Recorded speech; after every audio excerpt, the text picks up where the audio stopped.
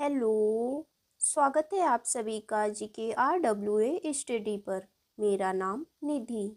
आज के वीडियो में हम डिस्कस करने वाले हैं हिंदी के टॉप 30 ऐसे क्वेश्चन आंसर जो कि सभी परीक्षाओं के लिए महत्वपूर्ण रहेंगे।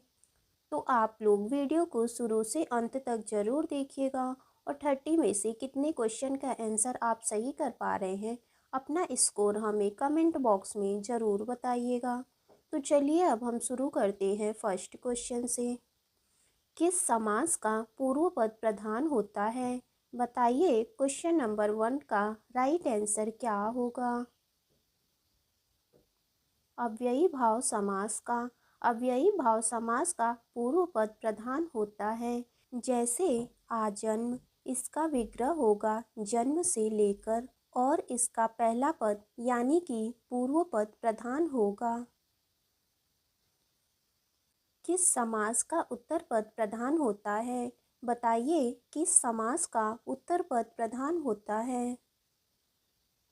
ये सभी द्विगु समास, कर्मधारय समास, तत्पुरुष समास, इन सभी का उत्तर पद यानी कि बाद का पद प्रधान होता है।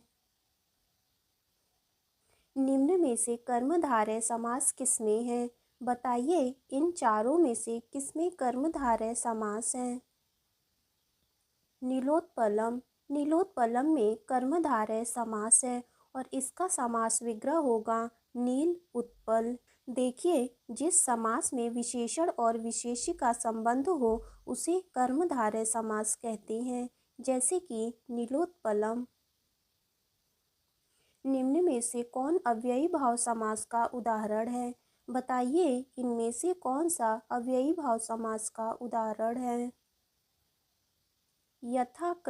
यथाक्रम में अव्ययी भाव समास है और इसका समास विग्रह होगा क्रम के अनुसार।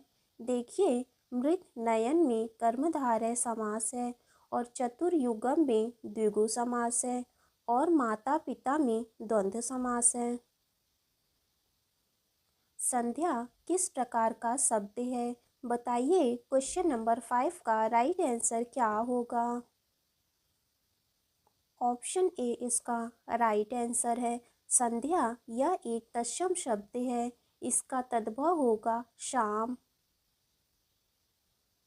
अश्रु किस प्रकार का शब्द है? बताइए अश्रु यह किस प्रकार का शब्द है। ऑप्शन ए इसका राइट आंसर होगा। अश्रु यह एक तत्सम शब्द है, इसका तद्भव होगा आशु। अखाड़ा किस प्रकार का शब्द है? बताइए अखाड़ा यह किस प्रकार का शब्द है। तद्भव अखाड़ा यह तद्भव शब्द है, इसका तत्सम होगा अक्षवाट। तो चलिए अब हम नेक्स्ट क्वेश्चन को देखते हैं। निम्न में से कौन सा शब्द पुर्तगाली भाषा का शब्द है? बताइए इसका राइट आंसर क्या होगा। काजू यह पुर्तगाली भाषा का शब्द है और पुर्तगाली भाषा के अन्य शब्द कॉफ़ी, कमरा, कमीज ये सभी हैं। जज किस भाषा का शब्द है? बताइए जज यह किस भाषा का शब्द है। ऑप्शन बी इसका राइट आंसर होगा। जज, पुलिस, टैक्स, कॉलेज ये सभी अंग्रेजी भाषा के शब्द हैं। रूबल किस भाषा का शब्द है? बताइए रूबल यह किस भाषा का शब्द है। रूसी भाषा का। रूबल, जार, मिग ये तीनों रूसी भाषा के शब्द हैं। वामन किसका पर्यायवाची शब्द है? बताइए वामन का पर्यायवाची शब्द क्या होगा। वामन बौना का पर्यायवाची शब्द है और बौना के अन्य पर्यायवाची शब्द ठिगना और नाटा है। तिमिर किसका पर्यायवाची शब्द है? बताइए तिमिर का पर्यायवाची शब्द क्या होगा। अंधकार। तिमिर अंधकार का पर्यायवाची शब्द है और तिमिर के अन्य पर्यायवाची शब्द तम और अंधेरा है। तो चलिए अब हम क्वेश्चन नंबर 13 देखते हैं। षडानन किसका पर्यायवाची शब्द है? बताइए षडानन यह किसका पर्यायवाची शब्द है? कार्तिकेय। षडानन कार्तिकेय के पर्यायवाची शब्द है और कार्तिकेय के अन्य पर्यायवाची शब्द षटमुख है। षटमुख का अर्थ है 6 मुख वाला। नेकी का विलोम शब्द क्या होगा? बताइए नेकी यह किसका विलोम शब्द है? बदी। नेकी बदी का विलोम शब्द है। चिन्मय का विलोम शब्द क्या है? बताइए चिन्मय का विलोम शब्द क्या होगा? जड़। चिन्मय जड़ का विलोम शब्द है। जो बिना बुलाए आया हो उसे क्या कहते हैं? अनाहूत। जो बिना बुलाए आया हो उसे अनाहूत कहते हैं। आत्मा और परमात्मा को अलग अलग न मानने वाला उसे हम क्या कहते हैं? ऑप्शन बी इसका राइट आंसर होगा। आत्मा और परमात्मा को अलग अलग न मानने वाला, इसके लिए एक शब्द होगा अद्वैतवादी। अतिवृष्टि। बताइए अतिवृष्टि का क्या अर्थ है? ऑप्शन बी इसका राइट आंसर होगा। अतिवृष्टि का अर्थ है अत्यधिक वर्षा होना। मोहन तुम बैठकर पढ़ो। बताइए यह कैसा वाक्य है? ऑप्शन सी इसका राइट आंसर होगा। मोहन तुम बैठकर पढ़ो यह आज्ञावाचक वाक्य है। जिन वाक्यों से आज्ञा, प्रार्थना, उपदेश आदि का ज्ञान हो उसे आज्ञावाचक वाक्य कहते हैं। तुम मत लिखो। बताइए यह कैसा वाक्य है?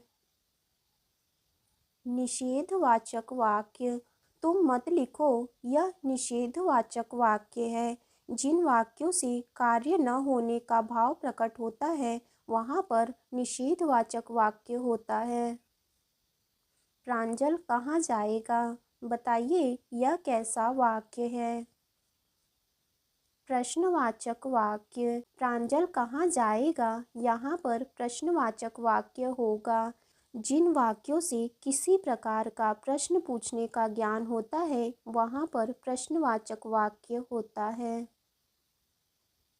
जब तक वह घर पहुँचा तब तक उसके पिता जा चुके थे। बताइए यह कैसा वाक्य है?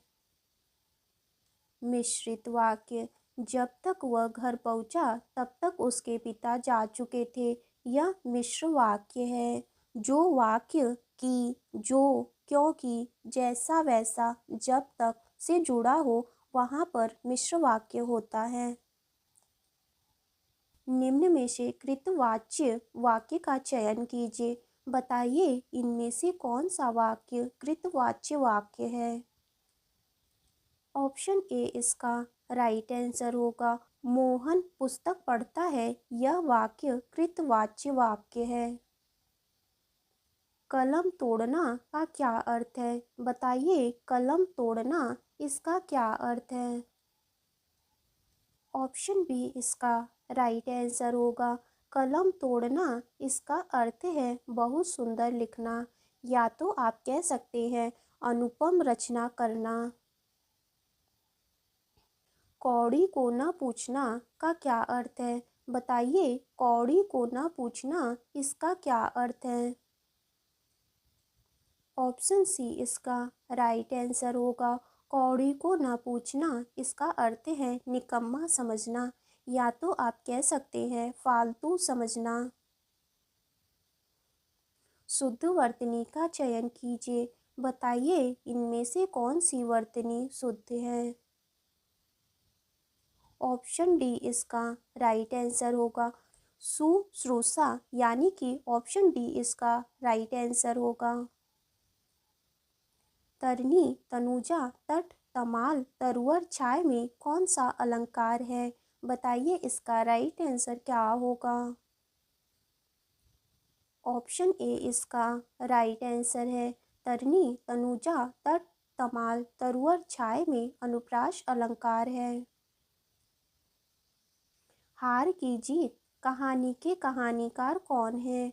बताइए, हार की जीत यह कहानी किसकी कहानी है?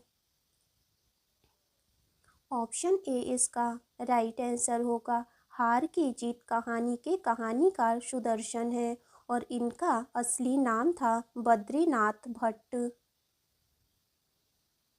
तुलसीदास किस रस के कवि थे? बताइए, तुलसीदास किस रस के कवि थे? भक्ति रस के। तुलसीदास भक्ति रस के कवि थे। शोक किस रस का स्थायी भाव है? बताइए, क्वेश्चन नंबर 30 का राइट आंसर क्या होगा? करुण रस का स्थायी भाव होगा शोक। स्थायी भावों की कुल संख्या कितनी है? यह आपका टेस्ट क्वेश्चन होगा। इसका आंसर आपको कमेंट बॉक्स में ज़रूर बताना है। तो आज की वीडियो आपकी यहीं तक थी। वीडियो अच्छी लगी हो तो लाइक करें, शेयर करें। अगर आप चैनल पे नए हैं तो चैनल को ज़रूर सब्सक्राइब करें।